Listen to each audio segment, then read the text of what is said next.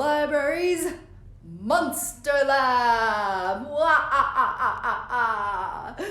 Today, I'd like for you all to meet my friend, Fred. He lives here in the Beaumont Library Monster Lab. And today, boys and girls, you are joining us for a very spooky story time. Our first story today is going to be the Berenstain Bears Trick or Treat. So, be warned. There's going to be monsters, costumes, and trick-or-treaters in this story. Enjoy.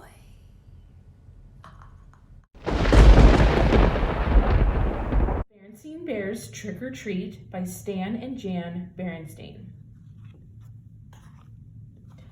The sights and sounds of autumn were all around as Mama Bear pushed her shopping cart along the path that led to the Bears family tree house. The tree and shrubs were ablaze with color. Farmer Ben's pumpkin stood bright orange in the October sun. The crows cawed noisily as they searched the stubble for bits of corn. Wild geese in great V formations honked high in the sky as they flew south. But the surest sign of the season was inside the treehouse, hiding behind Papa Bear's easy chair. It was Brother Bear waiting to try out his Halloween costume on Mama. It wasn't Halloween yet, but brother and sister couldn't wait to try on their costumes. Sister was going to be a beautiful ballerina. Well, what do you think? She asked, taking the third position. Shh, said Brother. Mama's coming. Brother had chosen to be a spooky monster on Halloween. He had bought the spookiest monster mask he could find, and Mama made the rest of the costume. Boo! He shouted as Mama came in with the groceries. Help! A monster! She cried, pretending to be frightened. It's only me, Mama, he said, showing his face. So it is, said Mama. Well, that just goes to show that appearances can be deceiving. Appearances can be deceiving? What's that mean? Asked Sister. It's just a grown-up way of saying that things aren't always what they look like, explained Mama as she unpacked the groceries. Look, goodies, said Brother. Hands off, please, said Mama. Those are for the trick-or-treaters who come to our house tomorrow night.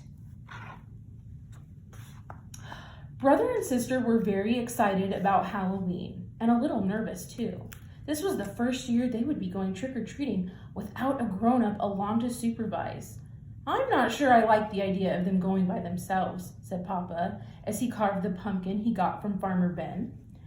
It's pretty spooky out there, he added, making a scary face at the cubs. Now, Papa, said Mama, if Brother and Sister want to accept the challenge of going out on their own, I think we should encourage them. But remember, she continued, turning to the cubs, there will be strict rules. You will stay in your own neighborhood, and you won't eat any of the treats until you're back home. Besides, said Brother, we won't really be by ourselves. We made a trick-or-treat date with Cousin Freddie, Lizzie Bruin, and Queenie McBear.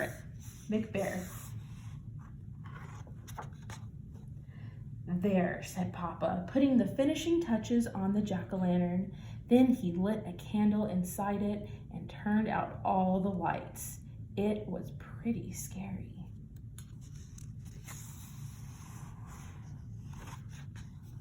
The next day, Brother and Sister began planning the trick-or-treat route they had followed that night. Brother got a pencil and paper and made a map of the neighborhood. That way, he explained, they wouldn't miss anybody. Let's see now. We'll stop at our houses first. Ours, Freddie's, Lizzie's, and Queenie's. And then we'll do Farmer Ben's and our sitters, Miss Grizzle. Miss Grizzle for sure, agreed Sister. She usually makes special Halloween cookies. And Teacher Jane, she gives out good stuff. How about Dr. Grizzly? Asked Brother. She's into health snacks. I think so, just to be polite, said Sis. Gramps and Gran, of course. Of course. I'll tell you one place we are going to miss, said Brother, folding his map.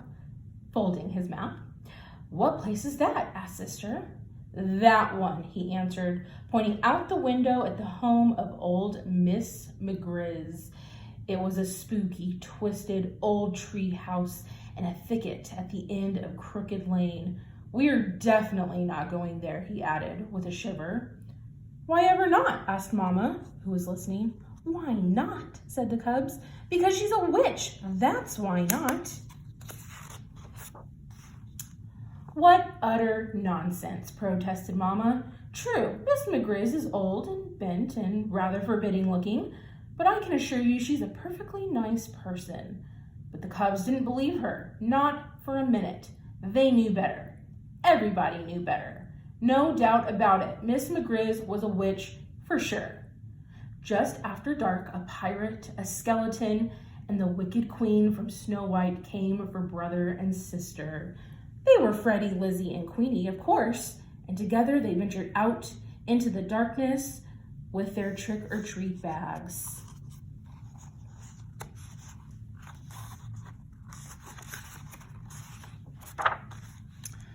Before they could get started collecting Halloween goodies, they were joined by some worrisome company. Too Tall Grizzly and his gang out for mischief. Too Tall didn't waste any time trying to get brother, sister, and their friends to go along with him and his gang. Come on, we'll show you goody goods how to have some real Halloween fun, he said, pulling brother along with him. What sort of fun? Asked brother warily.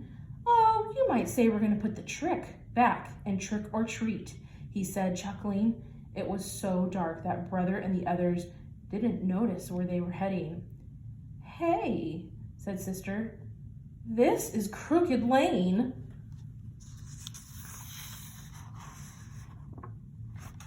That's right, said Too Tall. We're going to play a few tricks on old Witch McGrizz. What sort of tricks, said brother.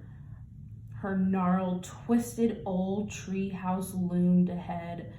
First, whispered Too Tall, taking a roll of toilet paper from his jacket, we'll decorate her house with a little of this. And then maybe we'll tie a few knots in her clothesline. Then smear some honey on her broomstick so she'll stick to it when she tries to fly.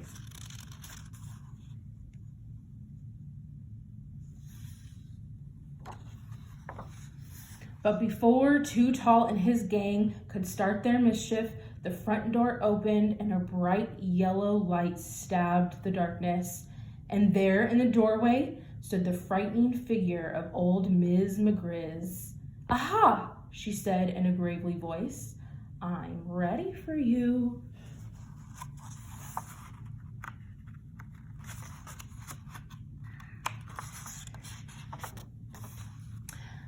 She then led the terrified cubs into a cozy living room.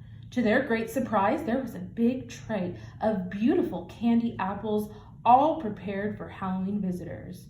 Mama was right, whispered sister to brother. Miss McGrizz really is a sweet, kind old person.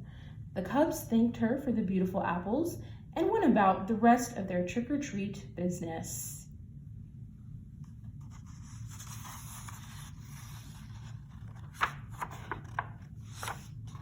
Later that evening, brother and sister were at home looking over all the treats they had collected.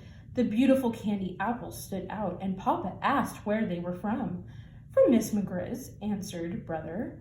From that scary-looking old grouch puss that lives down Crooked Lane? Said Papa. That's right, said brother, taking a delicious bite out of his candy apple. You must really try to remember, Papa, said sister, giving her apple a little look. Appearances can be quite deceiving. The end. Well, boys and girls, I hope you liked that spooky story about the Bernstein Bears. But next, we have an even scarier story. It's so scary, the title is backwards. It's called The Little Old Lady Who Was Not Afraid of Anything. Are you afraid?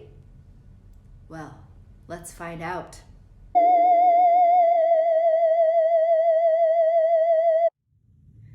Once upon a time, there was a little old lady who was not afraid of anything. One windy afternoon, the little old lady left her cottage and went for a walk in the forest to collect herbs and spices, nuts and seeds. She walked so long and so far that it started to get dark. There was only a sliver of moon shining through the night. The little old lady started to walk home.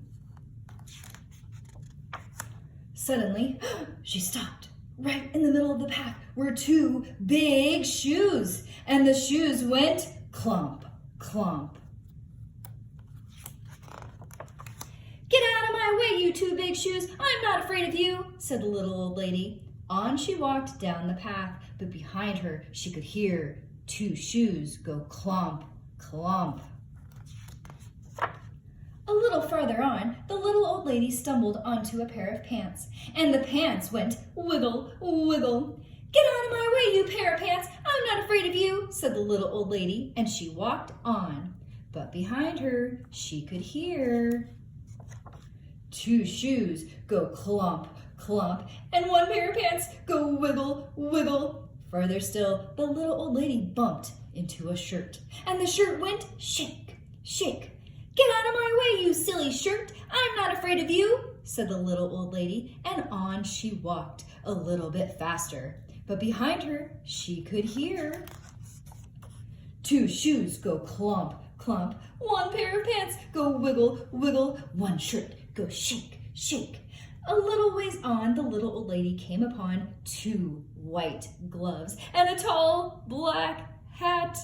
And the gloves went clap, clap, and the hat went nod, nod. "Get out of my way, you two white gloves and you tall black hat. I'm not afraid of you," she said. And on she walked just a little bit faster. But behind her, she could hear two shoes go clomp, clomp, one pair of pants go wiggle, wiggle, one shirt go shake, shake, two gloves go clap, clap, and one hat go nod, nod. By now, the little old lady was walking at quite a fast pace. She was very near her cottage when she was startled by a very huge, very orange, and very scary pumpkin head. And the head went boo, boo. This time the little old lady did not stop to talk. She did not stop at all. She ran, but behind her she could hear two shoes go clomp, clomp, one pair of pants go wiggle, wiggle, one shirt go shake, shake, two gloves go clap, clap, and one hat go nod, nod, and one scary pumpkin head go boo, boo. The little old lady did not look back. She ran as fast as she could and didn't stop to catch her breath until she was safe inside her cottage with the door locked. She sat in her chair by the fire and she rocked and she rocked. It was so quiet in her cottage before the knock, knock on the door. Should she answer it? Well, she was not afraid of anything. So she went to the door and opened it. And what do you think she saw? Two shoes go clomp, clomp, one pair of pants go wiggle, wiggle, one shirt go shake, shake, two gloves go clap, clap, one hat go nod, nod, and one scary pumpkin head go boo, boo. I'm not afraid of you, said the little old lady bravely. What do you want anyway? We've come to scare you. You can't scare me, said the little old lady. Then what's to become of us? The pumpkin head suddenly looked unhappy. I have an idea, said the little old lady. She whispered into the pumpkin's ear. The pumpkin's head nodded and its face seemed to brighten. The little old lady said goodnight, closed the door, and whistled on her way to bed. The next morning, she woke up early. She went to her window and looked out into her garden. And what do you think she saw? Two shoes go clomp, clomp. One pair of pants go wiggle, wiggle. One shirt go shake, shake. Two gloves go clap, clap. One hat, go nod, nod. One scary pumpkin head, go boo, boo. And scare all the crows away. The end. We are back in the monster lab, and behind me you'll see some green monster juice. And on the side, you see some sort of potion brewing. The library director's secret brew. Well, my friends, our last story today is called Frangeline and the Midnight Dream. And I will warn you right now, it's very spooky.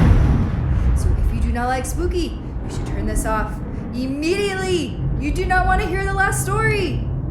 Or are you brave enough to listen to the last story? Good luck. Frangeline and the Midnight Dream. Let's see Wilson, Becca, Elliot.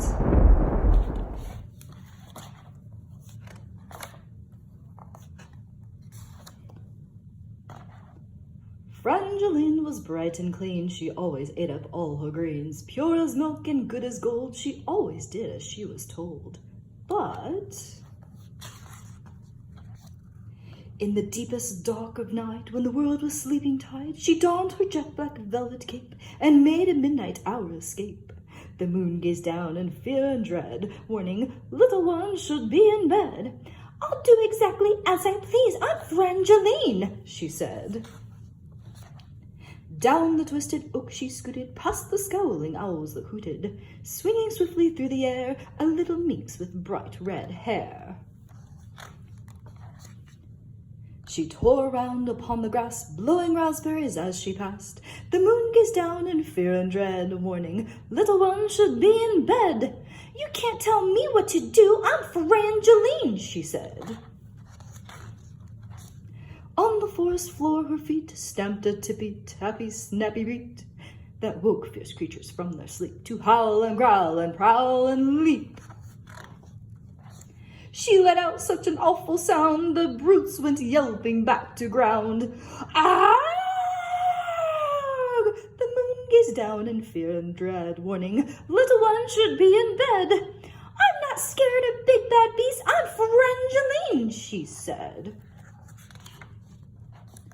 Through the creepy, sleepy wood, she skipped to where the churchyard stood. Atop the tombstones, row on row, she danced and pranced her naughty show. Resting in their earthly beds, the ghouls felt footsteps in their heads. The moon gazed down with fear and dread, warning, little one, you'll wake the dead. I don't care about those ghosts, I'm Frangeline, she said. From their dusty graves they rose and chased her wailing to and fro. These moaning, groaning, bony people chased Frangeline right up the steeple. With nowhere left on earth to hide, poor Frangeline was petrified. The girl gazed round with fear and dread. She cried, I think it's time for bed, then looked across the starry sky and landed safe upon Moon's head. Frangeline, you wicked pest, you've had your fun, now have a rest.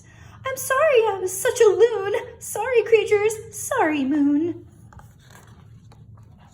The little minx with hair so red at last was snug and warm in bed.